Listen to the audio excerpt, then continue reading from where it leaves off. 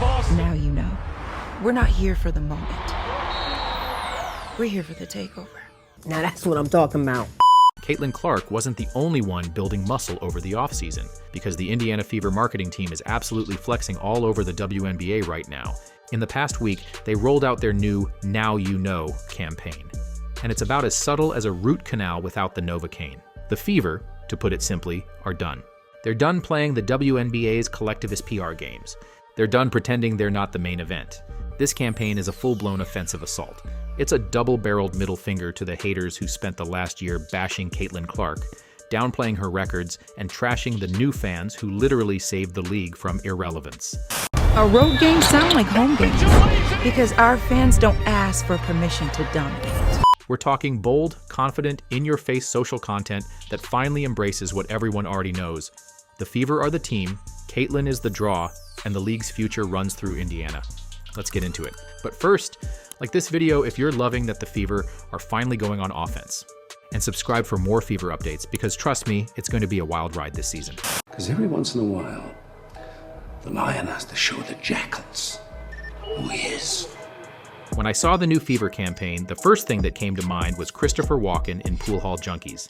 In this scene, he talks about the lion, the king of the jungle, sitting quietly while the other animals take advantage of its passivity. Until finally, the lion has had enough and tears everything in sight to shreds. The first part of that monologue basically explains the Indiana Fever over the past year. They were the undisputed top of the WNBA food chain. They generated 45% of the league's total broadcast value. Teams upgraded to NBA-sized arenas only when the Fever were in town. Yet somehow, throughout last season and into the offseason, so many within the WNBA ecosystem thought they could take shots. At Caitlin, at the fans, at the very people who transformed the league's trajectory.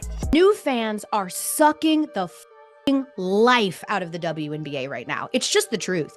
The attention. Maybe I'll start with you, Kels, because Lord Jesus, your team and their fans, Jesus, they be getting up in everybody's business. And the Indiana Fever just kind of, well, took it. WNBA last season, I feel like the Indiana Fever last season were a team that just went to work, didn't say much, just let their on-court play speak for itself. Like, they were at the center of all of the drama within the WNBA. Like, everybody was coming after the Indiana Fever and coming after their fans, and they really just didn't say.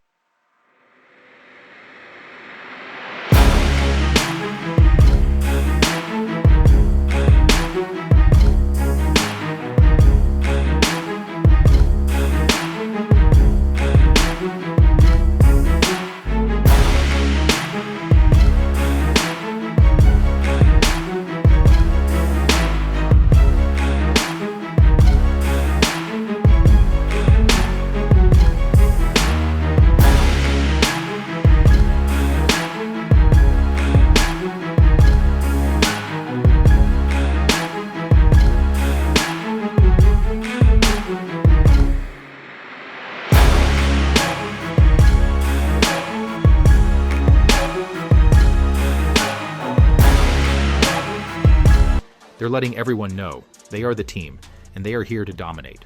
From the court to the culture, we own the moment. We're not here to chase greatness. We're here to grind it. This video just dropped, and it's 100% genuine, American-made, tariff-free swagger. A complete 180 from how the Fever presented themselves last season. It doesn't tiptoe around the hype or shy away from the spotlight.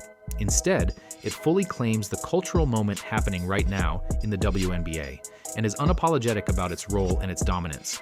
But it doesn't stop there. This isn't just about defending Caitlin Clark or pushing back on the media hate. The Fever are going a step further. They're flat out telling the world they're the best, and they're making it clear. They don't care what you think about it. Our road games sound like home games because our fans don't ask for permission to dominate. That line, "Our road games sound like home games," is an absolute flex. It's not just clever marketing, it's a direct shot at the rest of the league. It says plainly that the Fever have more fans, and they're louder. And telling fans to be unapologetic is a direct clap back at the media and players who disapprove of them. It's saying fans don't need to fit into some pre-approved mold to support the WNBA. They're here, they're loud, they're spending their hard-earned paper money, and they don't owe anyone an apology for it. And the most incredible part? It's all objectively true, and they're finally saying it out loud. Because the backlash was stupid. It was stupid. A bunch of crybabies, crybaby bullies, crybaby bullied their way around the Fever all last year when the Indiana Fever, specifically Caitlin Clark, is the best thing that's ever happened to women's basketball, the WNBA, and really women's sports in general. And anyone who says otherwise is out of their mind. Now, all of this is absolute music to the ears of the fans who have been showing up, selling out arenas, and transforming the league, yet constantly getting called out for not being real WNBA fans. For months, they've been criticized, policed, and dismissed. But now, they're turning that criticism into their superpower. The Fever aren't just defending their fans. They're celebrating them, empowering them, saying, yeah, you're different, and that's exactly why you're valuable. It actually reminds me a lot of what happened with another sports team, the Carolina Hurricanes. What I'm talking about. You never do anything like that. They're still not drawn. They're a bunch of jerks as far as I'm concerned. That guy, Don Cherry, a prominent Canadian hockey personality, called the Hurricanes a bunch of jerks because of their non-traditional celebrations after winning a game. What did the Hurricanes do? They pulled the Uno reverse. They turned a bunch of jerks into a rallying cry, an identity, and a movement that galvanized fans and built loyalty. That's what the Fever are doing now. I mean, just look at the apparel they just launched. So if you go to the team store, the Indiana Fever's team store, you will see that they have a brand new t-shirt that they are selling. And that t-shirt says, every game is a home game. And then on the back, it says, now you know, with a sold out banner with all of their basically schedule. It's like a tour t-shirt and it says every game is a home game. And we're only scratching the surface. The savagery with this campaign is next level. It says here, some may think we've arrived because the world knows our game, but now you know, recognition alone was never the destination. This is the start of something unstoppable. JC Sheldon catching them strays. Our ambitions are bigger than the headlines and highlight reels. The Fever have been relentless on social media lately, and that photo of JC Sheldon getting her ankles snapped by Caitlin Clark? God-tier trolling. It's the kind of bold, unfiltered content you rarely see in the WNBA. And it's sending a message. The confidence coming out of Indiana right now is off the charts. They're not just owning the spotlight, they're thriving in it. Now, obviously, this is going to rub some WNBA purists the wrong way. You know the type, the ones who preach constant joy, sisterhood, and kumbaya-style unity over competition. But when you've got 2 to 3 times the viewership of every other team, every single game, and that gap is only going to get bigger this season, guess what? You've got all the joy you need. So the Fever in their game against the Minnesota Lynx was 1.219 million on Ion. On Ion! The follow game didn't even get half the ratings. And even if the rest of the league doesn't like it, that's a good thing. What a lot of people are missing is that the Fever, by asserting their dominance, aren't just flexing for show. They're raising the bar. They're inviting stronger competition. They're saying, come at us.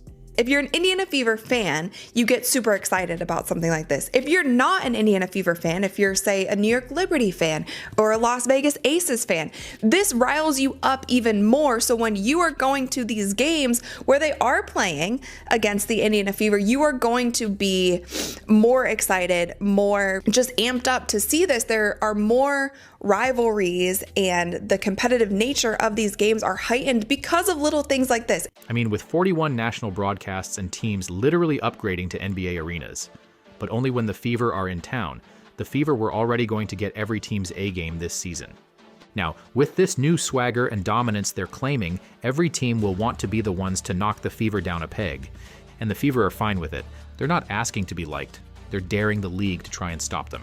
Sure, there will be some emotional voices who complain about the Fever's strategy, who say it's too cocky, or not in the spirit of the league, but let's be honest, this is amazing for the WNBA. This is how dynasties are born.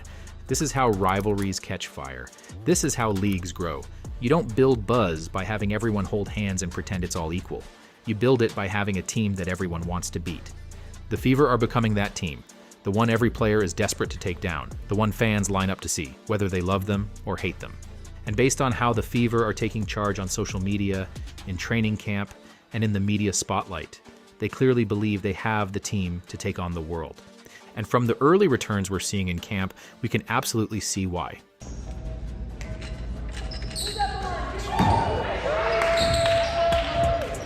The New Look Fever already look like they're in mid-season form. Caitlin Clark is casually pulling up from half court like it's a free throw. Natasha Howard is swatting shots like she gets paid per block. But beyond the highlights, there are some key details that reveal just how much deeper, tougher, and more complete this team really is, and why the rest of the league should be a little nervous.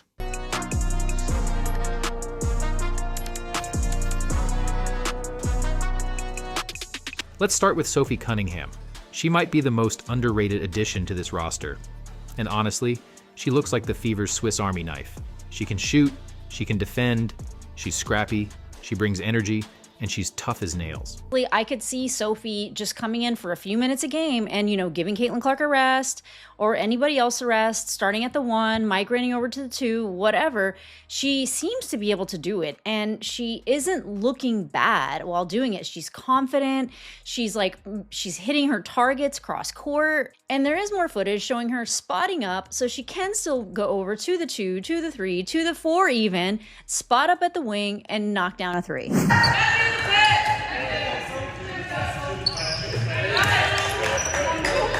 Sophie gives them something they lacked last season, someone who can be plugged into any lineup and still make an impact. Whether she's hitting open threes, defending the opposing team's best guard, or mixing it up to get a spark going, she's exactly the kind of player championship teams need. And then you've got 2 major upgrades I'll lump together here, because they work hand in hand, and they're going to make a huge difference. First, we're already getting glimpses of the Stephanie White coaching era, and you can immediately tell she has the full buy-in of the team. Our body to move quickly and our minds to slow down. Okay, that's part of putting us in situations where it's not going to be a structure, where there's going to be some chaos. It's up to you to start to find the calm in the chaos. We got to learn to find space in chaos so that we can put people in positions to be successful. The energy is different. The structure is tighter. The communication is clear. You don't see players looking lost on defense or out of sync on offense. There's a level of precision and poise that was not there last year. The passion she has, the intensity she has, the knowledge she has, she's teaching the game and yet not taking away from what she knows they already know, but we're building. And that brings me to the second part related to coaching, defense. It's no secret that the Fever were a below-average defensive team last year. They gave up too many open looks, struggled with rotations, and often looked lost in crunch time. And frankly, it cost them games they should have won. But now, just a few days into training camp, the signs are already there. This team is going to be dramatically improved on the defensive end. So lads, the Indiana Fever actually have a defensive philosophy. Lads, it's a miracle. It's a miracle. They have a defensive philosophy.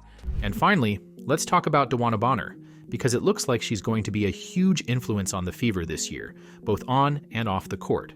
She's saying all the right things in interviews. She's setting the tone in practice. And you can already tell her teammates respect her like a player coach. The veteran, WNBA legend, champion, all-star, multiple times, versatile player, can defend, has length, knows how to score, and brings leadership to the locker room. She's talked about wanting to be a voice that the other players listen to. Kelsey Mitchell said they got the best vet in the world. And then Caitlin Clark said they want to win for DeWanna Bonner. Overall, and bringing this back to the campaign, this is a team that already appears to be more than the sum of its parts. They're not just talented, they're energized by the moment. And maybe most importantly, they look united. They're gelling. They're locked in. They're having fun. And they seem to be fully embracing the challenge and expectations ahead of them. A lot was said in the offseason about protecting the locker room, about whether the hype around Caitlin Clark would cause friction. But so far, there are no signs of ego, no tension, no drama. This team looks like it's moving in sync, focused on one goal. And it's not just fans noticing. Across the league, the rave reviews for the Fever are rolling in. Even the newly rebranded Women's Hoops Show, the podcast that used to be Queens of the Court, yes, the one Cheryl Swoops used to co-host, had to take notice. Now listen to what they're saying about the Fever. That should tell you everything. Only good can come out of a Stephanie White run team with Caitlin Clark. I just think this is a perfect pair, and not only are they going to make the playoffs, but I think they're going to make a deep run. Autumn, I know we were high on them. Are you still as high on them as we were from free agency? I'm not switching up. I'm standing 10 toes down. I really feel like the Indiana Fever are a championship contender, considering the fact all the pieces they brought over.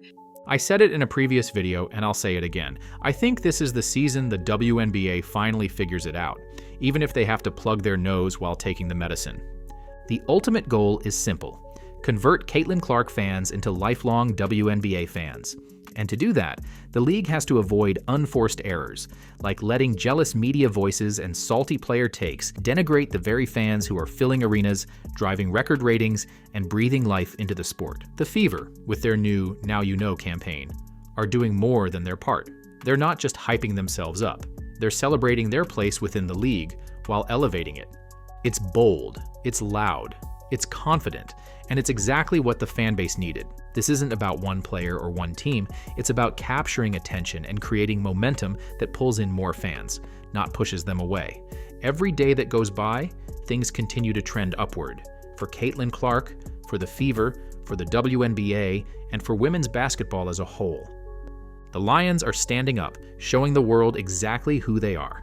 If you're still here, drop a basketball emoji in the comments to say hi. Thanks for watching.